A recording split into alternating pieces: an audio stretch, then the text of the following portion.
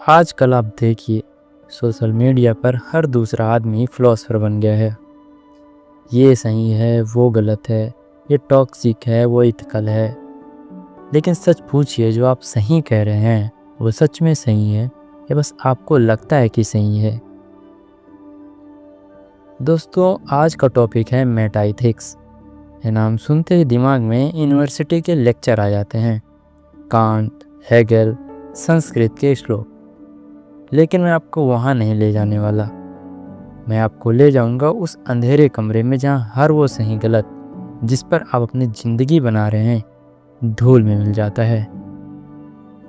ये कोई moral science की क्लास नहीं है, ये एक डॉक्यूमेंट्री है, एक डार्क डॉक्यूमेंट्री।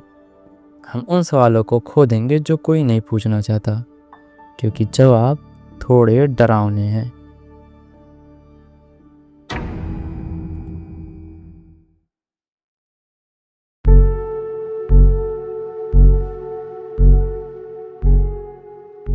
पहला सवाल, जो सबसे पुराना है और सबसे खतरनाक भी। आपने कभी सोचा है कि अगर कल पूरी दुनिया यह मानने लगे कि सफ़ेद काला है, तो सफ़ेद सच में काला हो जाएगा? नहीं ना। रंग तो रंग होता है, लेकिन अच्छा और बुरा, क्या ये भी उसी तरह से रियल है जैसे सफ़ेद और काला, या ये बस हमारी बनाई हुई चीज़ें हैं? बहुत सारे लोग मानते हैं कि अच्छाई कहीं ना कहीं ब्रह्मांड में टिकी हुई है, जैसे ग्रेविटी। चाहे आप मानो या ना मानो, गिरोगे तो मरोगे।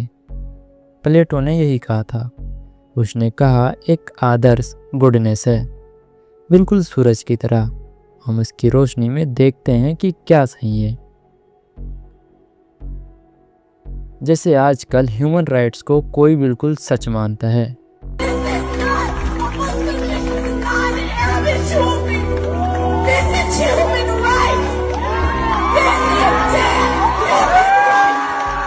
हर इंसान को बोलने की आज़ादी है, ये एक एब्सोल्यूट ट्रुथ लगता है। लेकिन यहाँ डार्क सीक्रेट है। जब कोई एक चीज़ को एब्सोल्यूट ट्रुथ कह देता है तो वो हथियार बन जाती है। आपने देखा कैसे कुछ लोग कहते हैं हमारी संस्कृति में यही सच्चाई है, या हमारा धर्म यही कहता है। फिर वही लोग दूसरों को गलत करार दे देते हैं। ये प्लेटो की गुफा वाली बात है। जो बाहर निकला वह कहने लगता है मैं सच जानता हूँ, तुम अंधेरे में हो। लेकिन सवाल ये है, क्या वो सच था या उसने सिर्फ एक दूसरा भ्रम ढूंढ लिया? इसी सवाल ने एक आदमी को पागल कर दिया, और उस आदमी का नाम है फ्रेडरिक नीत्शे।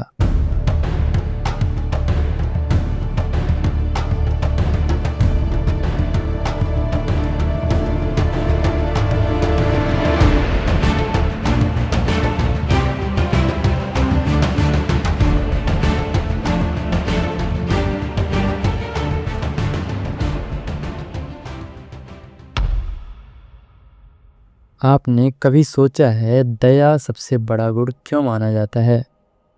हमें क्यों सिखाया जाता है कि सहनशील बनो, माफ़ कर दो? नीत्शे कहते हैं ये दया गुण नहीं है, ये हथियार है। नीत्शे ने कहा बहुत पुराने ज़माने में अच्छा मतलब ताकतवर और बुरा मतलब कमज़ोर हुआ करता था। फिर कमज़ोर लोगों की भीड़ ने, जो लड़ नहीं सकते थे, एक प्लान बनाया। उन्होंने कहा ताकत बुरी है, नम्रता अच्छी है। और धीरे धीरे यही नम्रता, दया, सहनशीलता हमारी मॉरलिटी बन गई। नीत्शे के अनुसार ये दास विद्रोह था। कमज़ोरों ने अपनी कमज़ोरी को गुण का तमगा दे दिया। आज देखिए, किसी ऑफिस में जो शांत, जो हर बात में जी हुजूर करने वाला, उसे अच्छा इंसान कहा जाता है। जो आवाज़ उठाता है, जो पावर दिखाता है, उसे अग्रेसिव या टॉक्सिक लेवल लग जाता है। नीत्शे कहते हैं ये मॉरलिटी ही कमज़ोरों का हथियार है, ताकि ताकतवरों को कंट्रोल किया जा सके। तो आपकी दया क्या है? कहीं ना कहीं ये छिपी हुई जलन है। ये वही जहर है जो कमज़ोर ताकतवर के खिलाफ घोलता है। नीत्शे ने कहा, जब तुम रसातल में घूरते हो तो रसातल भी तुम में घूरता है। मतलब जब तुम अच्छाई की तलाश में अंदर उतरोगे तो वहाँ से कोई खाली हाथ नहीं लौटता। ये तो हुई नीत्शे की बात। अब आते हैं एक और सवाल पर जो उससे भी पुराना है और धर्म की पूरी इमारत हिला देता है।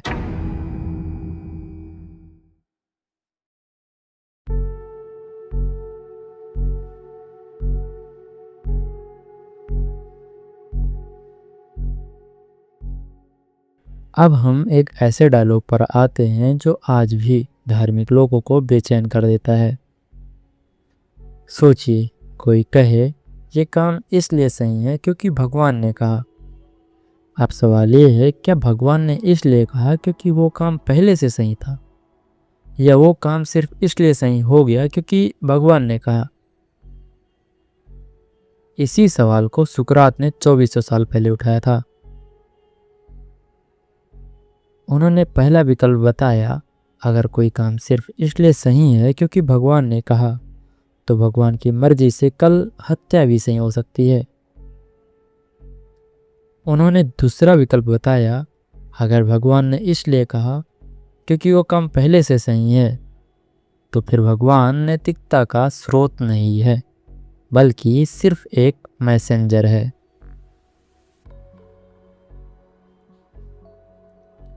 आज देखिए, कुछ धार्मिक नेता कहते हैं हमारा धर्म कहता है कि लड़की को पढ़ना गलत है।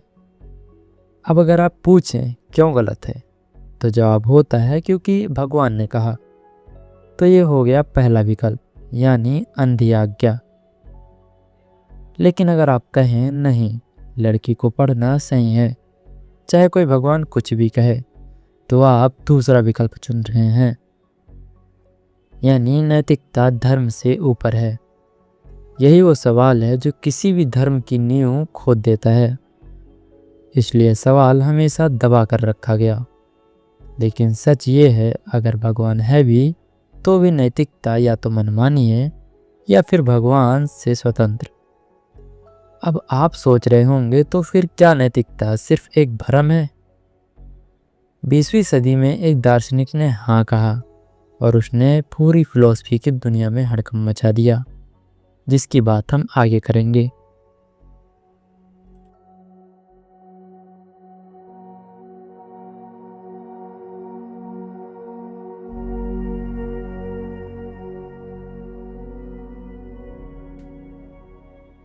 मान लीजिए कोई कहे ये कुर्सी लाल है।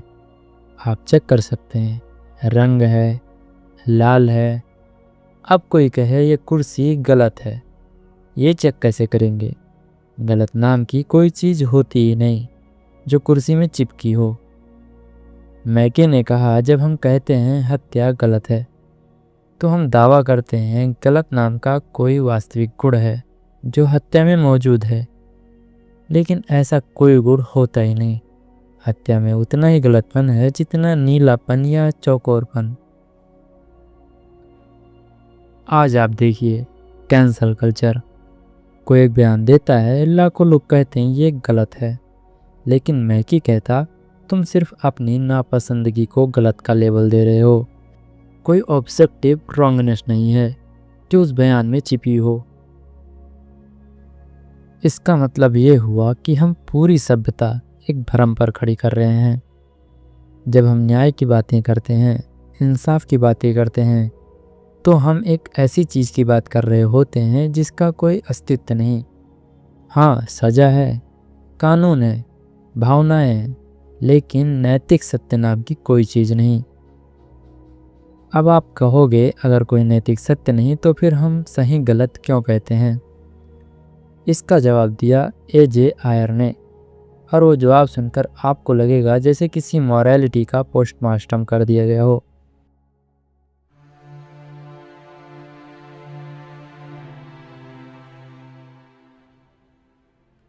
आपने कभी किसी को चिल्लाते सुना है, ये गलत है यार? अब अगर आप उससे पूछो क्यों गलत है, वो और ज़ोर से चिल्लाएगा, क्योंकि गलत है। एजे ने कहा, जब आप कहते हैं चोरी करना बुरा है तो आप कोई सच नहीं बता रहे, आप सिर्फ अपनी भावना व्यक्त कर रहे हैं। यानी नैतिक बयान असल में भावनात्मक चीखें हैं। आज इंस्टाग्राम रील्स देखिए, कोई कहता है ये कंटेंट टॉक्सिक है, कोई कहता है ये बेहतरीन है। दोनों अपनी अपनी भावना बता रहे हैं। कोई ऑब्जेक्टिव टॉक्सिसिटी नहीं है जो उस वीडियो में हो, है तो सिर्फ लोगों की भावना है। यहाँ डार्क ट्विस्ट है। हिटलर की भावना थी कि यहूदी बुरे हैं, मदर टेरेसा की भावना थी कि गरीबों की सेवा अच्छी है। भावनावाद के अनुसार दोनों के दावों में सत्य की मात्रा बराबर है, और जब बराबर है यानी शून्य है। हम बस चीख रहे हैं। तो अब सवाल ये है, अगर नैतिकता सिर्फ भावना है तो फिर हम कैसे जिएं? कैसे फैसला करें कि क्या करें क्या ना करें? तो इसी सवाल पर हम अपनी डॉक्यूमेंट्री को ख़त्म करेंगे। चलिए आगे बढ़ते हैं।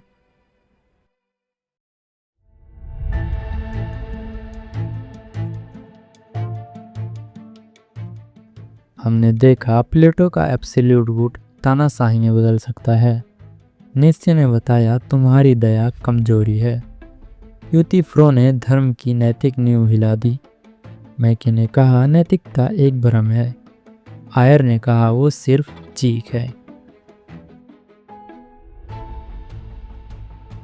आज आप जब सुबह उठेंगे, कोई रील बताएगी कि क्या सही है, कोई न्यूज़ चैनल बताएगा क्या गलत है, कोई पॉलिटिशियन कहेगा हम नैतिकता की बातें करते हैं, कोई कॉर्पोरेट कहेगा हमारी वैल्यूज़ ये हैं। लेकिन अब आप जान गए, ये सब शायद कोई ठोस चीज़ नहीं, शायद ये सब सिर्फ वो कहानियाँ हैं जो हम खुद को सुनाते हैं ताकि रात को सो सकें। दोस्तोवस्की ने लिखा था, अगर भगवान नहीं है तो सब कुछ अनुमत है। लेकिन आज हमने जो देखा उससे एक और डरावनी बात निकलती है, अगर भगवान है भी तब भी सब कुछ अनुमत है।